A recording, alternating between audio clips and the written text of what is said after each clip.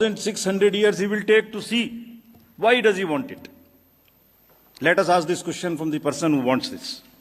जब आप 2022 के लक्ष्यों को ठेलकर 2047 तक ले जा सकते हैं, तब फिर 10 साल लगे या 3600 साल लगे, अगर चुनाव की प्रक्रिया पर संदेह हुआ है तो उसे दूर करने के लिए हजारों सॉफ्टवेयर इंजीनियर को इस काम में लगा देना चाहिए।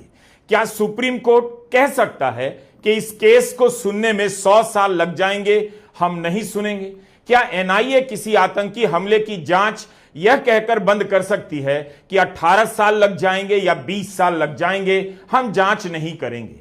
राहुल गांधी ने वोटों की चोरी का इस्तेमाल किया है, लेकिन जिस तरह से उन्होंने सारी बातें रखी हैं, उसे देखकर यही समझ बनती है कि भारत के लोकतंत्र पर आतंकी हमला किया जा रहा है। यह चोरी नहीं है, लोकतंत्र की बुनियाद पर आतंकी हमला है। इसी बात पर तत्कालीन मुख्य चुनाव आयुक्त राजीव कुमार के खिलाफ एफआईआर कर देनी चाहिए थी या बर्खास्त कर देना चाहिए था। क्या चुनाव आयोग शपथ पत्र दे सकता है कि वीडियो फुटेज की जांच करने में 3600 साल ही लगेंगे? 3 साल या 30 दिन में यह काम नहीं हो सकता? एआई के इस दौर में इस तरह की बातें बकवास हैं। पूर्व मुख्य चुनाव आयुक्त बकवास कर चले गए। मैंने जैसे कहा, 21वीं सदी है, एक हार्ड ड्राइव पे आप पूरा डेटा रख सकते हो। 100 साल 200 साल का डेटा रख सकते हो, जितना रखना है रख दो। मगर इलेक्शन कमीशन 45 दिन में सीसीटीवी को खत्म करना चाह रहा है, वोटर लिस्ट नहीं दे रहा है। तो they are colluding with the BJP, they are helping the BJP destroy the election system in India. Video footage देने का नियम क्या इसलिए बदला गया कि हरियाणा से लेकर महाराष्ट्र में शाम 5 बजे के बाद मतदान में अचानक तेजी के दावों की पोल खुल जाती? साइलेंट वोटर के नाम पर जो झूठ परोसा जा रहा था, उसका पर्दाफाश हो जाता। राहुल गांधी लगातार यह सवाल पूछ रहे हैं कि मोदी सरकार ने दिसंबर 2024 में अचानक यह नियम क्यों बदल दिया कि पोलिंग बूथ का वीडियो फुटेज 45 दिन बाद नहीं रखा जाएगा।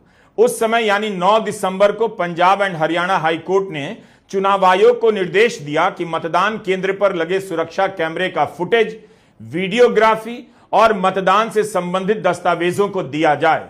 वकील महमूद प्राचा ने हरियाणा चुनाव को लेकर याचिका दायर की थी।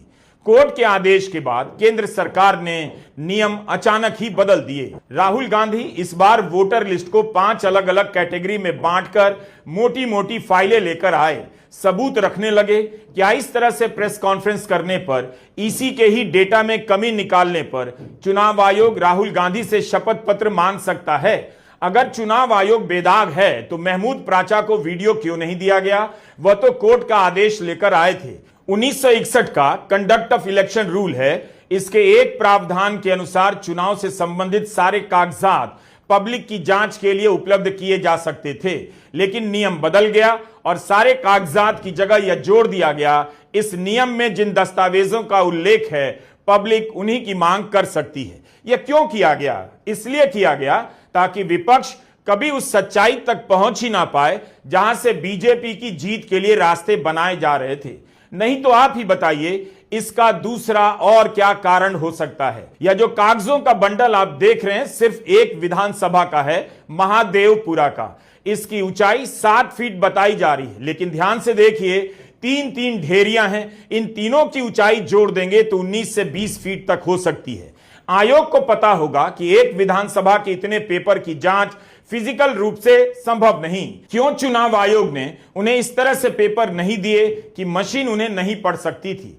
क्या ऐसा करने से चुनाव आयोग की साख बेहतर हो जाती है या संदेह और गहरा हो जाता है? क्या इसलिए आप सारे देश के वोटर लिस्ट का इलेक्ट्रॉनिक डेटा नहीं दे रहे हैं ताकि वाकई कांग्रेस को पता करने में 3600 साल लग जाएं?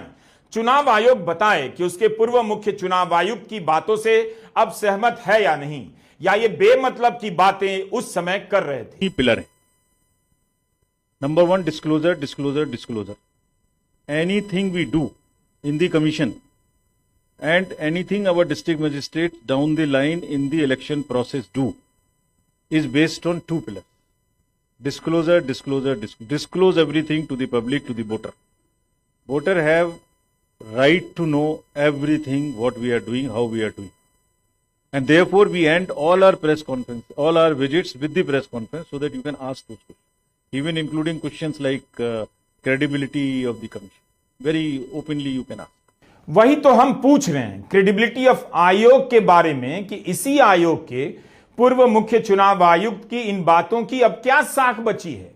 कितना खोखला लग रहा है सारा का सारा वाक्य, और उनकी यह तुकबंदी थर्ड क्लास लग रही है। राजीव कुमार के कार्यकाल में ही लोकसभा के चुनाव हुए, कर्नाटका, हरियाणा, महाराष्ट्र के चुनाव हुए, तो अब इनकी क्या जवाबदेही बनती है?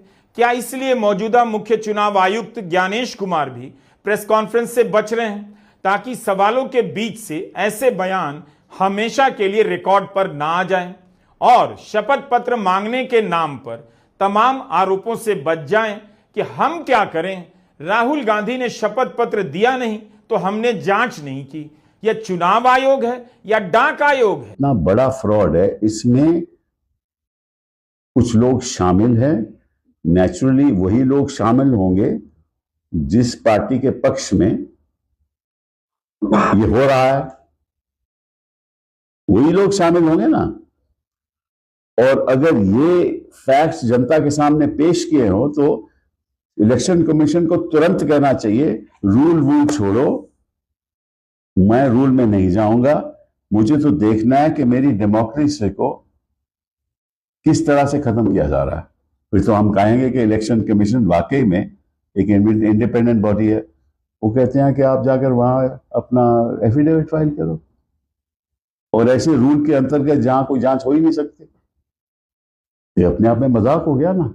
बिहार में इतना बड़ा अभियान चल रहा है, इतने सवाल उठे, लेकिन मुख्य चुनाव आयुक्त ने एक प्रेस कॉन्फ्रेंस तक नहीं की। और चुनाव आयोग चाहता है कि उनके शपथ पत्र के डर से लोग सवाल ना करें, या सवाल करें भी तो शपथ पत्र पर दें।